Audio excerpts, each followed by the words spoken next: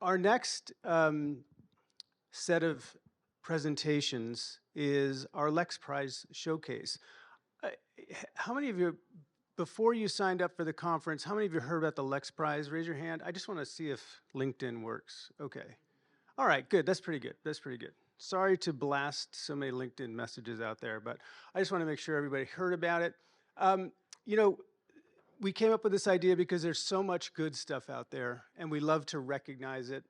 And what we decided to do, and here's sort of the idea, I'm sure you've all seen this, but just to give you a recap of what we're doing here, we invited anyone from law firms or legal departments, other organizations, except for sponsors or vendors, to submit an application, to submit their project for the Lex Prize. And you can see here the criteria. It's a little, vague. We didn't want to sort of be very, very specific about what you had to do, et cetera, et cetera.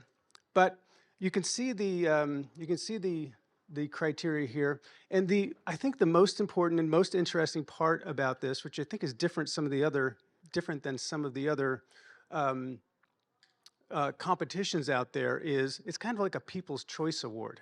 Now, we had lots of applications, so we had to have our advisory board sort of narrow those down to 3 because there's only so much time in the day.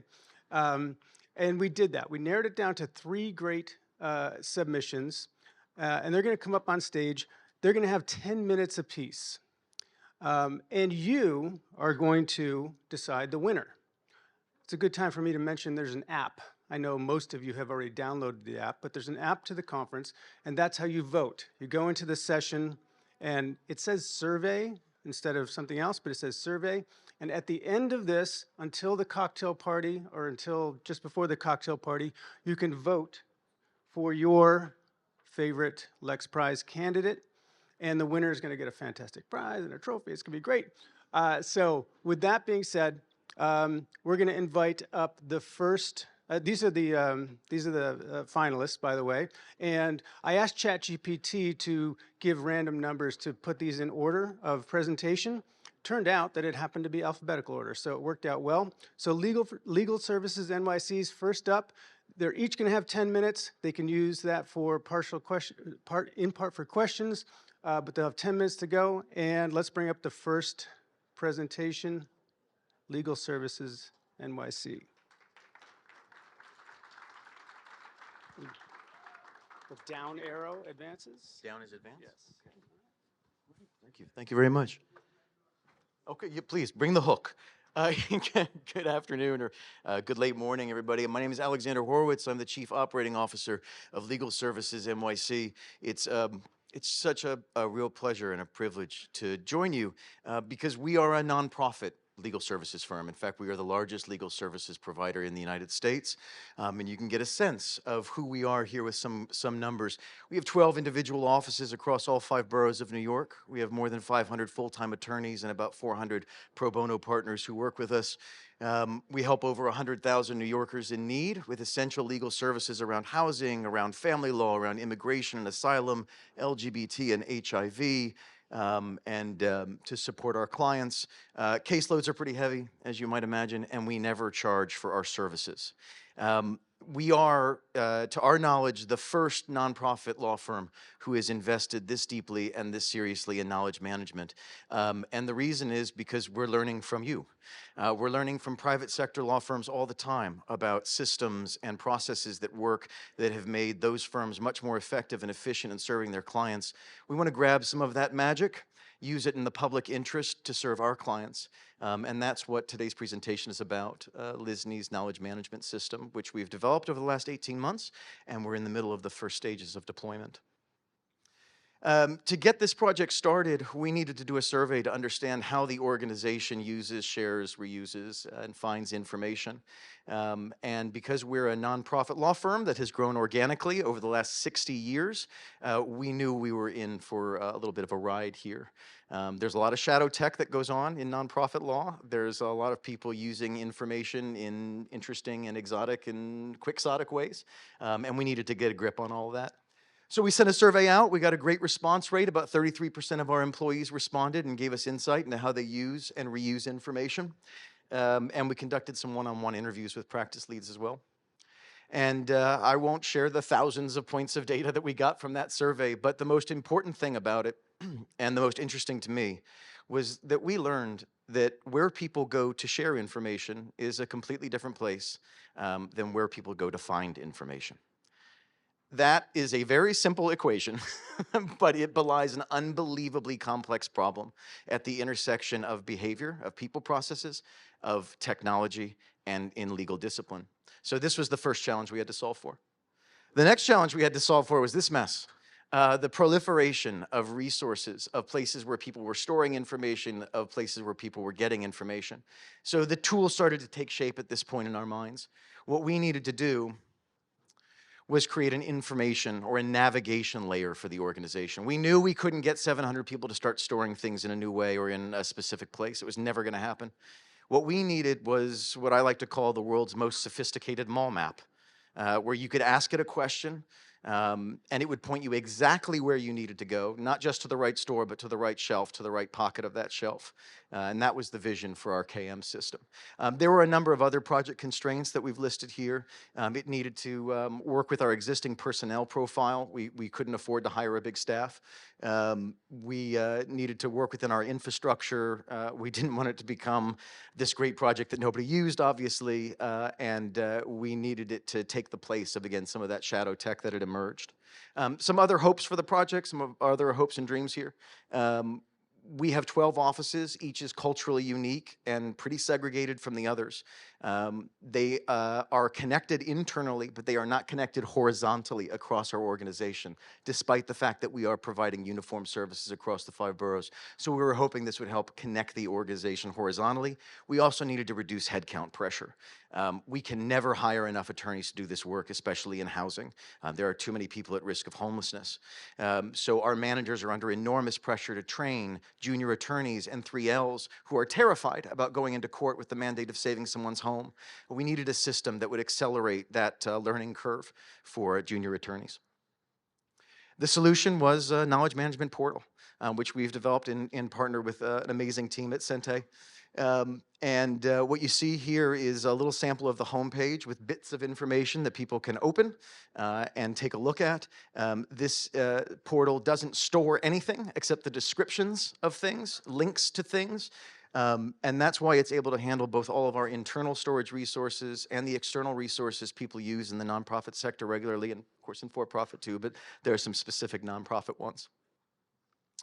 The entire organization is now carved up into hubs, practices, departments, locations, and roles. Every administrative area and every practice area has a hub that is unique to them, but that anyone can access.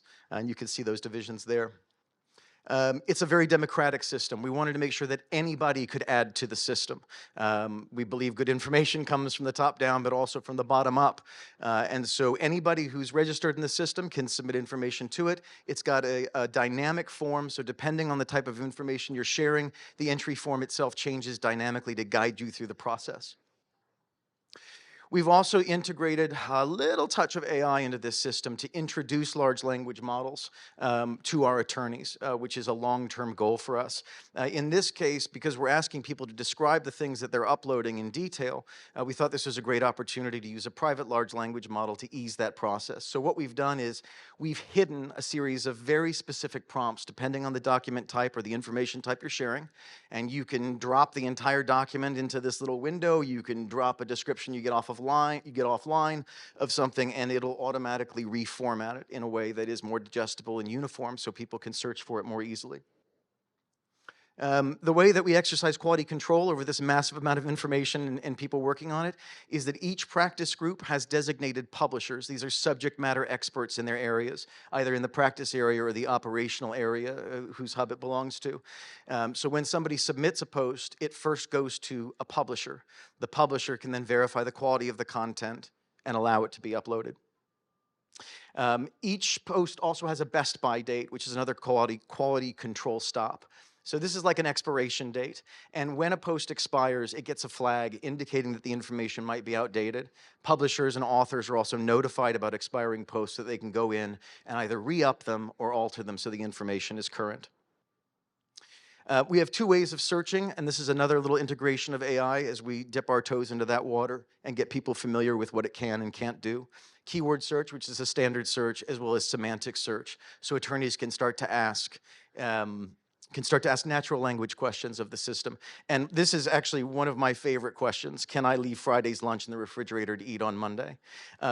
We use this as a sample semantic search for people so that they understand that the system is designed to accommodate all forms of information. Sure, substantive practice information about how do you get someone on the phone at USCIS, or what do you do if you receive a termination order, but also the mundane stuff operationally, so people can get comfortable using the system in non-critical cases.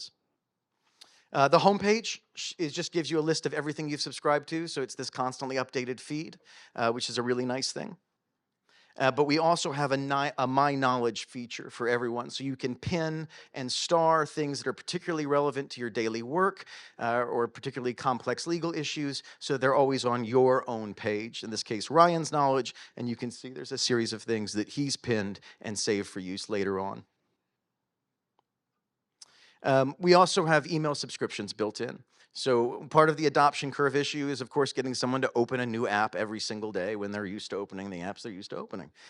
So in order to facilitate people getting familiar with using the system and logging in regularly, we've added this email subscription feature so that people can choose to get daily or weekly or monthly updates from all of the hubs they subscribe to, which again will encourage people to get into the system and to start using it. And I think I've come in under 7 minutes. Have I, Patrick? Okay, great. If there's a question for 1 minute, 15 seconds, I would love to answer it, absolutely. Any questions about the system? Is there a way to take in feedback if somebody finds something in the knowledge that they'd like to update or correct? Absolutely. So you can request updates on specific posts. There's also a general feedback button that rides alongside you on every single page. And when you open that feedback section, it is a combination ticketing system for both technical issues and content issues you find. Mm-hmm.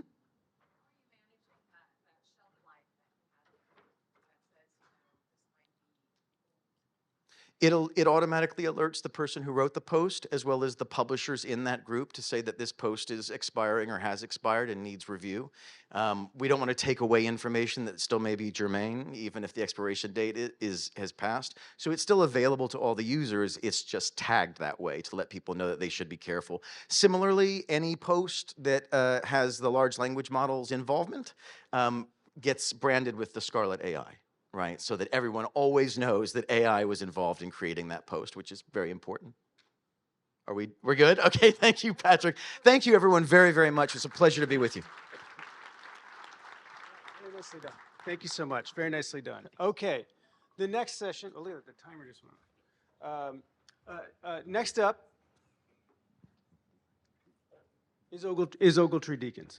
But before they come up, make your way to the stage. If you're having difficulty with the Wi-Fi, the network is convene, and the password is stay connected.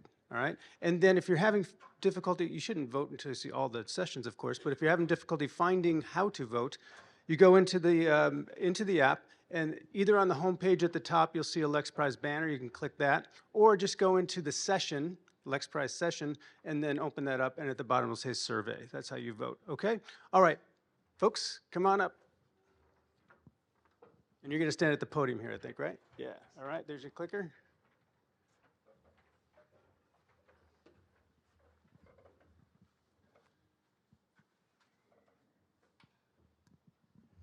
Well, good morning, everyone.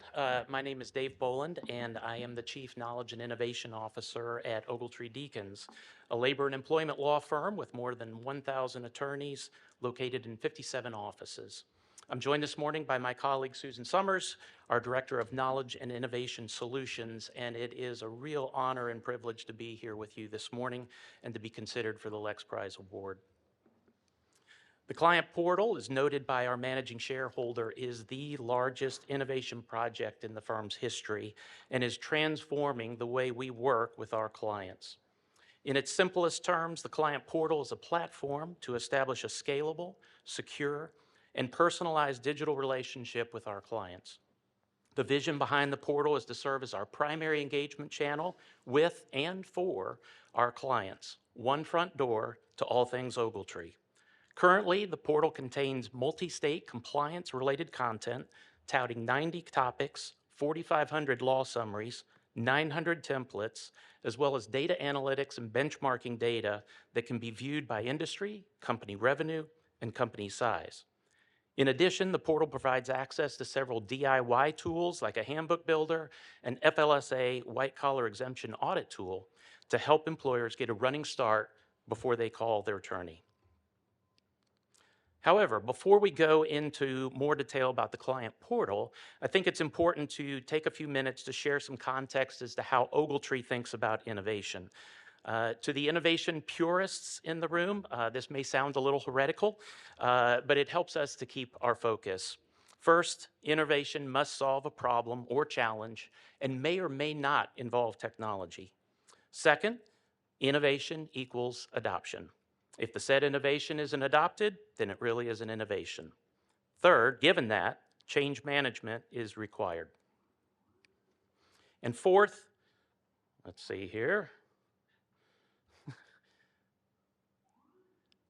Fourth, innovation must be scalable and sustained, no one and done. In our brief time, we'd like to share with you how we view the client portal has delivered innovation to our clients, our attorneys, our firm, and our project team. From a client's perspective, the client portal establishes a new digital relationship and optimizes their time with their attorney. By providing affordable access, it democratizes legal services, provides access to reliable and authoritative content, and simplifies the increasingly complex world of multi-state compliance. The secure and personalized portal puts more power in the hands of our clients and provides access anytime, anywhere, on any device. But don't take our word for it. In a recent survey, our client satisfaction scores came in at 8.4 out of 10, a number we're very pleased to report. Time savings, reliability on one source of truth, as well as a great user experience are frequently heard. But perhaps the most compelling is from one of our largest clients that shared, "We want one and we will fund it," essentially extending the client portal to host their proprietary content along Ogletree's best-in-class content, a real home run for this client. For our attorneys, the portal delivers a new delivery model and enables highest and best use of their time. It is enabling value-based conversations and increasing the level of collaboration and stickiness with their clients. Our attorneys love the modern technology and view it as a practical and useful digital transformation. The portal drives speed to value in that its content can be relied upon when solving their clients' challenges. Today, our attorneys are using the portal and efficiently collaborating in new ways with their clients. We are seeing a reduction in PTIs, or pardon the interruption, email blasts, and using it to distribute their own products. As one of our leading shareholders noted, this is the bomb. And according to kids these days, or at least what I'm told, this is a great thing. I'm now going to pass it to Susan to cover our firm value add. Thanks, Dave. So, as it relates to the firm, the portal opens new markets, new jurisdictions, and provides new revenue opportunities. The productization of traditional legal services and an annuity subscription revenue stream is innovative and transformational. And it opens the door to value-based billing as well as content-as-a-service models. On the other side of the ledger, efficient use of our attorney SMEs and automating administrative tasks such as matter opening and billing has reduced cost and provided numerous operational efficiencies. We feel good about where we are today and relative to our initial models and our forecasts, and that the portal will move from an investment to self-funding to net positive in a relatively short amount of time. We anticipate achieving a positive ROI in the latter part of 2025. Lastly, the client portal has delivered innovation to our project team by establishing new delivery models, offshore content management capabilities, and improved processes around change management and product engagement.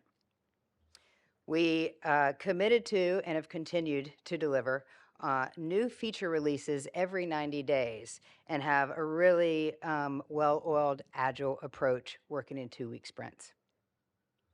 This has also helped mature and integrate firm-wide processes and administrative functions. Today, we are one team aligned to serve our clients and our attorneys that focuses on not just what we do, but how we do it. And that one team is not just internal to Ogletree, it's also our development partners as well.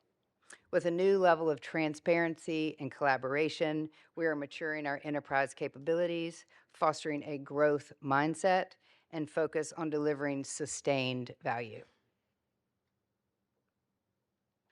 So, where are we today? In summary, it's generating significant annual recurring subscription revenue. Our shareholders like to call it the Netflix model. We are touching over 4,300 clients, 9,100 users, 1,400 collaboration sites, and as Dave mentioned, 1,000 of our Ogletree attorneys use it. And as noted earlier, when we did a client satisfaction survey, 8.4 we feel like is a really great response. We know that we are still in the early stages, but are pleased with our progress to date, and we feel optimistic about how we're positioned to deliver even more value to our clients, our attorneys, and the firm. So, in conclusion, I did the same thing, Dave. In conclusion, we leave you with a quote from the chair of our Innovation Council and a board member about how the portal is being received in his experience and his conversations with other shareholders by our clients, how it's elevating our service delivery and positioning us for the future. Thank you for considering the client portal for the Lex Prize Innovation Award.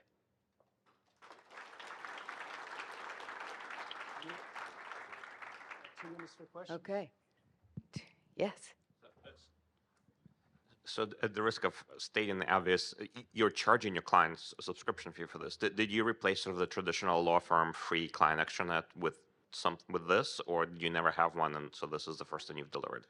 So the collaboration sites are no charge, but the subscription to the client portal has a 3-tiered approach where you can get a basic subscription and then 2 paid versions, and so you can access your collaboration sites through that model. Does that answer your question? Okay. Other questions? Maybe just to clarify, there is a free version that is available, but you hit a paywall when you get to a certain point, which requires a premium subscription at that.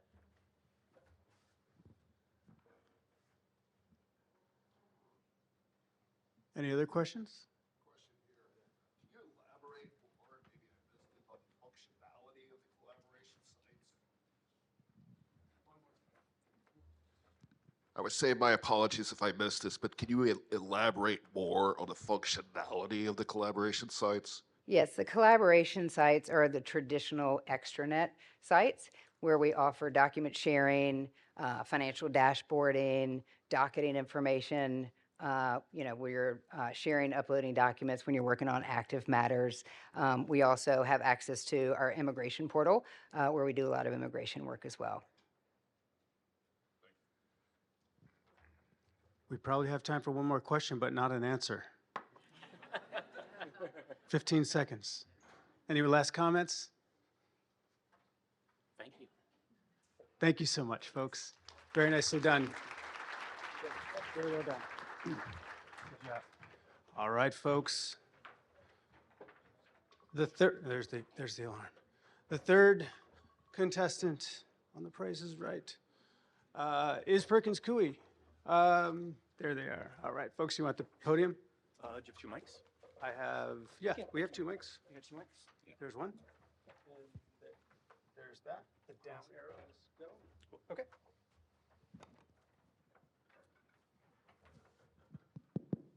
Number 2. Thank you so much. Hey everyone, my name is Jacob, And I'm Mike. and we are both knowledge and innovation attorneys at Perkins Coie. So 2 years ago, we sat down for lunch with one of our firm's top associates. She was the go-to for high-stakes client matters and a frequent contributor to some of our knowledge and innovation projects at the firm. But that day, she shared something troubling with us. Despite all of these extra efforts, she felt like it amounted to nothing. At other firms, sometimes these efforts would be rewarded through a bonus or it would contribute to a promotion. But at our firm at the time, it felt like it disappeared into a black box. Not long after that lunch, we learned that this associate was leaving the firm. It was clear we needed to do something. She was not the only one feeling this way. And so today we want to tell you the story about how we found an innovative way to turn things around. So frankly, our starting point was a bit of a mess. Our firm didn't offer credit for knowledge and innovation or business development activities, but it did count pro bono and diversity and inclusion work towards associate bonuses. But these were siloed programs that took a lot of effort to administer. And so we saw an opportunity to clean things up a little bit. Our vision was for a unified legal hours credit program, which would be largely automated and would provide clear recognized credit and approval for a larger swath of activities, including knowledge innovation and business development activities. So if you heard Sally's comments before, this slide probably looks somewhat familiar. We knew that in order to succeed, we had to focus on four elements: people, process, technology, and data. We started with people, gathering feedback from associates, partners, and firm leadership. A working group distilled all of this feedback into an actionable plan that balanced everybody's needs. For example, associates just wanted credit, but firm management wanted to ensure that these projects were capped to ensure that fee earning work remained a priority and that all of these activities aligned with the firm's strategic plan. In terms of process, it needed to be simple, both for the associates who were participating and for those of us who were responsible for administering the program. On the technology front, unfortunately, we had no budget, so we needed to be creative with existing tools. And finally, we knew that we needed to collect data to measure success, identify areas for improvement, and provide visibility to stakeholders. So what did this look like? On the front end, we knew we wanted it to be simple for the associates. They would submit a credit request for their chosen activity. Once that credit request was approved, they would record their time just like any other matter in our timekeeping system and track their progress throughout the year towards a bonus. The back end, however, was going to be a little bit more complex. Each credit request would need to be routed to a particular appropriate reviewer based off of the associate's practice area and based off of the type of activity that the associate was engaging in. Because we had over 25 different activities that were eligible for credit under the policy and 22 practice areas across the firm, automating that routing process was not a small feat. Additionally, we needed to create timekeeping codes so that this work could be recorded within our traditional timekeeping system. Once those codes were in place, though, we were able to use the data from the timekeeping system to populate dashboards for our timekeepers, for those reviewers, and for firm leadership, so they had visibility into the whole process. Once this was all completed, and granted it was a lot of work, we ended up with a highly automated solution that has been fabulous and working really well for all of the stakeholders. So the associates joining our firm today have had a very different experience than the one that we had lunch with a couple of years ago. The entire legal hour credit policy, along with frequently asked questions and support contacts, are available on our firm's intranet site. Associates can also submit credit requests through the intranet site on a form that takes less than a minute to complete. So because of the complex routing that was required to administer this program, we decided to leverage our firm's service desk ticketing software, which many of you know, ServiceNow, to automate the approval flow. So the way it works is that an associate submits a request via the intranet site. The request is automatically sent via ServiceNow email to the appropriate reviewer, who has the opportunity to approve or reject the email with the click of a single button. And upon approval, ServiceNow also then routes an email to the associate, informing them that the project has been approved, providing timekeeping codes and other information, and then also supervising partners are copied and CC'd for visibility. In order to sort of streamline some of the information sharing required for this project, we created some dashboards using Power BI in order to provide some visibility and ensure that everyone involved in the program had the information that they need. These Power BI dashboards were populated using information from ServiceNow, as well as information from our firm's timekeeping system, and finally, some information that we had available in our firm's data warehouse. But these weren't the only innovations. So one of the other challenges we had was auditing time entries to ensure compliance. We didn't want associates inadvertently or maliciously maybe using these time codes without actually doing proper work. So we ran into a challenge because our developer resources were quite limited. Our solution ended up being turning to ChatGPT of all things and asking ChatGPT to create some advanced Excel features that would call out discrepancies between downloaded reports in our timekeeping systems and the downloaded report from our credit request system. Once we had that Excel function in place to call out those discrepancies, we used ChatGPT one more time to write a Visual Basic script, a simple code that would automatically generate a customized email to each associate with problematic time entries. In that email, it would call out the specific entries that needed correction and provide instructions on how to fix the issue. So in our first audit, we were able to email over 90 associates with the click of a button. And since then, the compliance across the firm has improved and our audit burden continues to decrease. So the impact of this program is already coming into focus. For the first 3 quarters of our statistical year, 94% of qualified associates and counsel have participated in a legal hours credit activity, totaling over 17,000 recorded hours. This is the equivalent of having approximately 8 associates working full-time on knowledge and innovation, business development, and diversity and inclusion activities that further the firm's strategic goals. We've also had some great feedback so far. Associates and stakeholders have told us that the program is easy to get involved in, provides some of the best training opportunities at the firm, connects attorneys across offices, and increases goodwill. We're not done yet, though. Not all of the associates at the firm are maxing out their available legal hours credit, and in the first year, we've noticed areas that we can work on to improve or, frankly, remove the barriers to participation. So we're focusing on those things. But at the same time, the change in tone among our associates has really been palpable. And if there's one thing that we take away from this project, it's that innovation isn't always about fancy new tech. It really is about connecting with people, thinking about process, and learning from the data. So whether that was balancing the competing interests of our management and our associates, or getting scrappy and using our ticketing software in a novel way, we really think our legal credit program has it all. Thank you so much.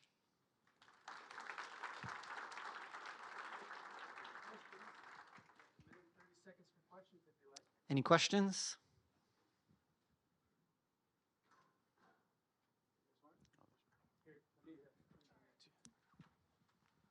I thought you might have a question about this, Carol. Sorry if this is a really obvious question or point, but I guess you have this is assuming that you have a firm minimum billable hours requirement to collect a bonus, correct?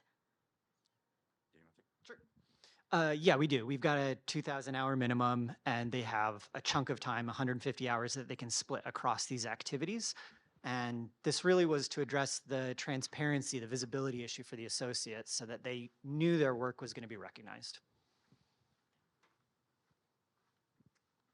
Any other questions? You got it? All right. Rex in the back, maybe?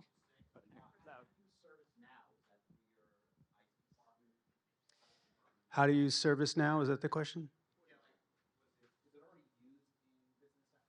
It is, yeah. So ServiceNow is already used for our service desk IT tickets that get processed, and we did not want to put all of our reviewers into like admin licenses there, so we just created a system where they could respond to requests directly from Outlook.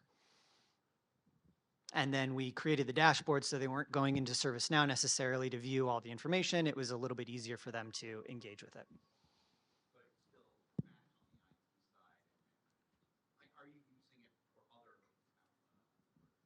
We are, yes.